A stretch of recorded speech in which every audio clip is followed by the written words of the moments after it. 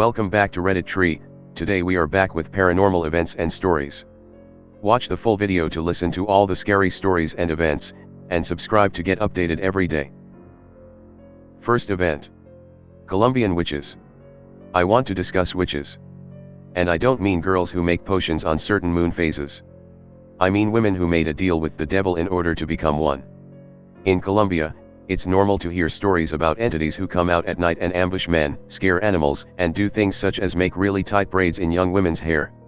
Witches are said to destroy marriages, make people sick, kill cattle, steal things and other handful of stuff. Old people say in a house where there are men lacking women attention, a witch can come to give a hand. That's why many people say if you are a man don't sweep at night, because that means you need a woman in your house. The reason people think that way is because witches exist since a long time ago and come from the countryside, making the whole culture around it extremely sexist and outdated. It's said that a witch is not a woman's human form. As she sleeps, a demon custodies her body and her spirit moves around. That's why you can't kill a witch. Although, you can hurt them. But here's the interesting thing, if you stab or cut a witch it has to be an odd number of times, because the first time it hurts them, and the second time it heals them. That's why you have to hit them 1, 3, 5, or more times, so it remains injured. Usually, witches are women you know, so when you hurt a witch in her leg, you will later see a neighbor limping. Witches will not recover from their injuries unless the person who gave them it hits them one more time. They usually make an agreement with whoever hurt them, to not bother them ever again, in exchange of them regaining their health, and a witch can't break their promises. How do you catch a witch inside your house? You may ask. Well, you have to keep her entertained until you wake up to see her, because she won't enter your home unless everyone is asleep. Witches like numbers, so leaving a huge amount of spilled salt will make her count it, and you may find her in the morning. Also, leaving a path of needles may work too. She will try and thread all of them and it could take her all night. I don't know if they are real. I've heard many relatives and family friends saying they encountered them in the past, but you never know. What do you think? Second event. Something turned on the lights to my bathroom. This story takes place when I was growing up. My bedroom had a bathroom attached that was a Jack and Jill style, and so I would know if the light was on and it connected to another bedroom. Occasionally my mom would come up to check if I was asleep when she got home from work, but tonight she was off work. I was laying in bed awake facing the wall, away from my bathroom, and I heard a click of the switch and the light was on. It was in for maybe a minute and then clicked back off. I was afraid to turn around but felt as though I was being watched, so I waited 30 to 45 seconds before rolling over to see what looked like a tall woman in a nightgown in my bathroom doorway. This was odd as my mom never wore nightgowns to bed and wasn't that tall. She was shorter than me, and she definitely didn't have longish hair. I asked my dad if my mom went up to check on me because he would tell me if she had, and he said no, not that he knew of. I had asked my mom too and she said no, confused. After this happened I started locking the other door to the bathroom so there was only one way in and I could hear if someone was coming into my room. I still don't know who or what it was, but wondered if anyone had similar experiences. Hey there you, yes you, please help me get 50 subscribers, subscribe now to get updated every day. Third event. Strange childhood home. So much to post here. I lived in a large, old, two-family house in a small town in New Jersey from 1990 to 1997, so from 5 to 12 years old. Our street, and several spots in town, including a nearby church, were once part of the Underground Railroad. When our new downstairs neighbors moved in and had a kid our age, sister and I were probably 8 and 10 at the time, we got to go down to their apartment to play a lot. Once in the fully finished basement, while waiting for a VHS to start playing, we hear a low moaning sound coming from a closet under the basement stairs. Looking back, I don't know why we didn't go running upstairs scared, but I guess the curiosity got us. We got some flashlights and went into the closet. The back wall was only a piece of unfinished sheetrock, which didn't quite meet the next wall. So there was about an inch of space where the walls should have come to a corner. We shone the flashlight into the space and saw an empty room. That's all we could make out, but it explained the hollow sound under our front walkway. This comes up again way later. There were weird things in that place. My sister and I shared the fully finished attic, hardwood floors, painted walls, normal ceilings, etc., and there would very often be steady tapping noises seemingly coming from the middle of the bedroom. We told ourselves it was squirrels or something, but squirrels aren't that big, and they make random scratchy sounds, not steady taps like that. Plus when we would tell it to stop, it did. That went on for years. Never terrifying, just unsettling. One day, my sister and I were home alone for a bit. I think my mom had taken our baby sister for a walk for a little while.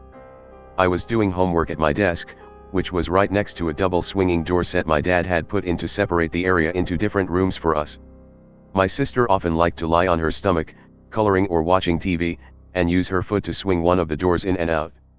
It was a little annoying because it creaked, but it usually didn't bother me. This time it was too noisy and I asked her to stop, so she did. For like 30 seconds.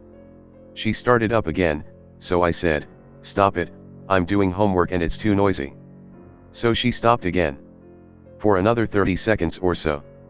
Then she starts up again, super fast this time.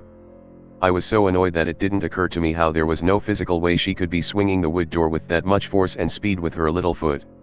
I stood up and hit my desk and yelled this time, "Knock it off, I am trying to do my homework." I hear her call to me, "Knock what off?" from the kitchen downstairs. Blood ran cold and I flew down those stairs and past the kitchen so fast that it scared the crap out of her, and we both ran to the living room and huddled on the couch till Mom came home. I don't even think I told Mom what happened because it was so unreal. Across the street, house number 66, we were house number 75, was just plain cursed. I can't even remember how many families came and went in the years we lived on that street. The first family was a mom, dad, 2 kids. We'll call them the Joneses, remember them for later. They were normal enough, but as time passed they seemed to just have the saddest life, and ended up losing the mother suddenly to a tragic illness. They moved out shortly after. Then there was this single guy with a little dog named Buzzy. He didn't speak to any of the neighbors, and we all knew each other on the street. The only thing we ever heard from him was a nasal, monotone "come. Come, Buzzy, come," still gives me the creeps when I recall that voice in my head. I don't know what his deal was, but one night 4 cop cars surrounded the house, lights going, pounded on the door, to no avail. They busted in, mind you, this was a very small, middle-class, quiet town. We were horrified by the scene, and they found Buzzy, and Mr. Buzzy had gone without a trace. Never found out what happened to him.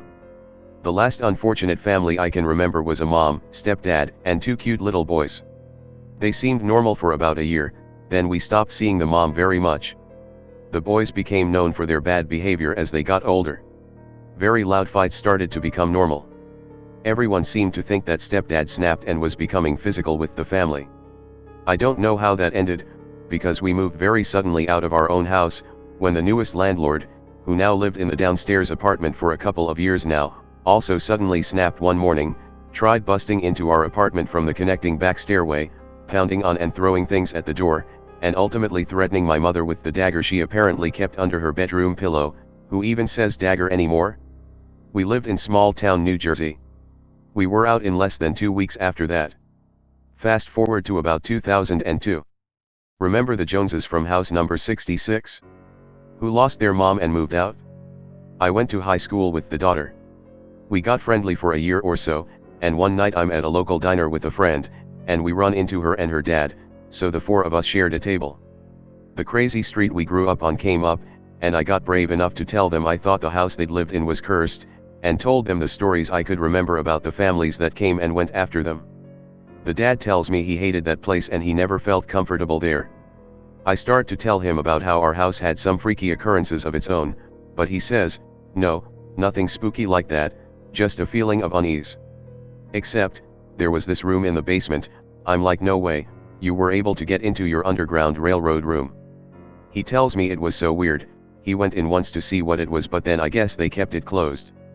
All it had in it was an old wood chair, a pull chain light, and the light bulb was red, which freaked him out, and there was a painting on the wall of a sad clown. He never sought an explanation, they just left the room alone. I also went to high school with a girl whose family actually moved into the upstairs apartment after we moved out, and I asked her about both houses, and she had nothing of any interest to report. So weird, all of it. Last but no the least event. Gentleman British kid reminds me that my water is boiling. I was talking with my mom when this story suddenly popped back into my memory. It makes me smile every time, lol. So, I don't know the exact time, but it was definitely 2017-ish. So, I was chilling on the couch scrolling on my phone doing whatever. Meanwhile, my mom was doing something in the kitchen that I never bothered to pay attention to.